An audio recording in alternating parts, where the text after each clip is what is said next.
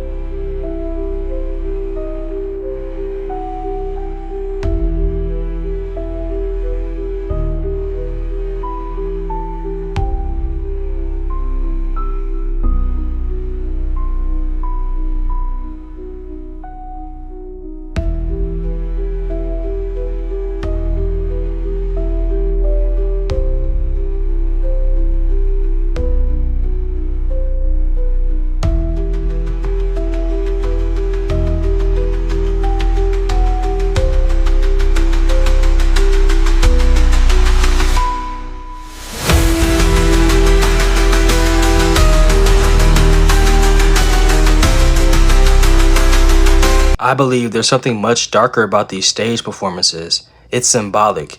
It's almost like a serpent type gesture, and we know the serpent represents Satan. The flicking tongue often mimics a snake, which can be seen as symbolic of deception, temptation, and evil influence. For example, Lil Uzi Vert tattooed an upside down cross on his tongue. Do you think he did this for shock value? No, he did this to show that there's a dark spirit operating through him. Scripture says that the tongue can bring life or death. The tongue isn't just a body part, it's a spiritual instrument that reflects what's in the heart. When someone feels a need to shock, disturb, or mimic darkness, it shows a spiritual influence that is far from God. Lil Uzi Vert tattooing this isn't art, it's a declaration. The cross represents Christ's sacrifice, and our tongues are meant to confess his name. Doing what Uzi did on his tongue shows rebellion, mockery, and allegiance to darkness. Wiz Khalifa shows himself playing as the devil. Check this out.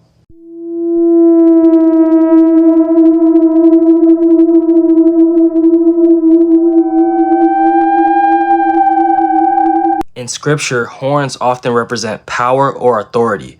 By Wiz making horn gestures, he's imitating the devil, mocking and embracing that image. It's not accidental. You don't think these artists know exactly what they're doing with symbols? These artists are not trying to glorify God, but rather to glorify rebellion. Wiz Khalifa was asked if he's in the Illuminati, and he's trolling saying yes, then says no. Check this out. Are you part of the Illuminati? Oh. Yeah. Is that really the truth? No. He's downplaying the question. That's a smart tactic. Joke about it so people think that it's not serious, even though there's truth behind the joke. Jesus said, let your yes be yes and your no be no. So when Wiz Khalifa mixes answers and hides behind laughter, it shows he's not walking in the truth. The enemy loves to hide in plain sight, mocking the truth while conditioning fans to laugh it off.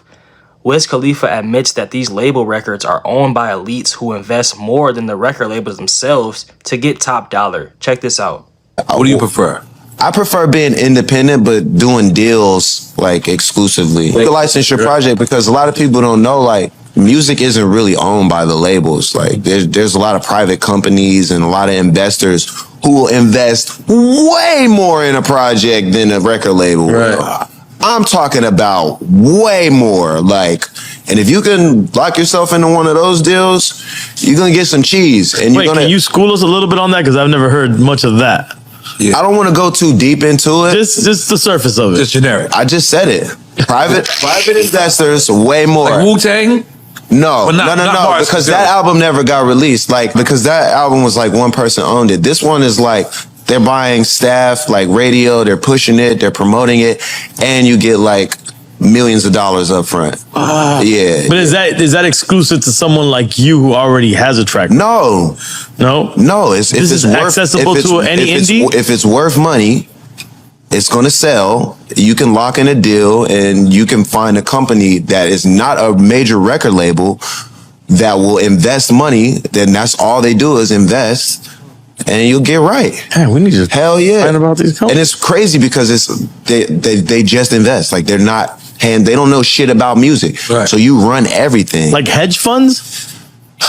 See, I'm trying to dig for the answers here. I believe Busta Rhymes did. If the private investors put more money into artists more than the record labels themselves, it shows that the real power isn't the label, it's the hidden financiers behind the scenes. Many of the investors, like he said, don't care about the music or even know anything about the music. They are about the influence. That's what they care about. They want to control the narrative. And these artists really think that they're in control, but they're actually owned. Co-founder of rock band Kiss, Gene Simmons, known for his stage persona, the Demon, showed this same tongue gesture back when rock was influencing the masses with occult imagery and satanic imagery. Not for 1 second do I believe these artists back then did these same gestures for shock value. It was something much darker inside of them. Gene had an interesting clip. Check this out. It's really not that big. It just has a spin and dry cycle. Okay.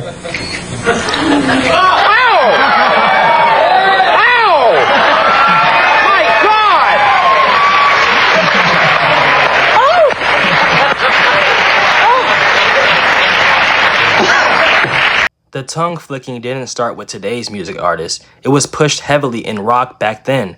It shows that same spirit has been at work in music for decades, just changing styles with each generation. When we see the same gestures repeated across different eras and genres, it proves it's not just random. It's spiritual influence flowing through the industry to shape culture over time. Like I said, it's the same recycled spirit, mockery, rebellion, serpent imagery, just packed differently for each generation. Another individual that people had questions about was no other than Canadian artist Abel, aka The Weeknd. He went viral not too long ago for this same tongue gesture.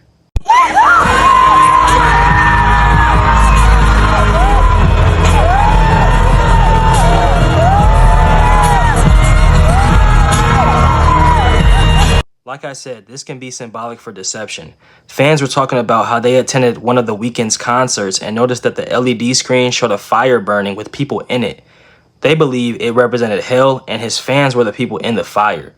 These artists are getting paid to deceive those who are spiritually blind. It's not a game. Your souls are valuable.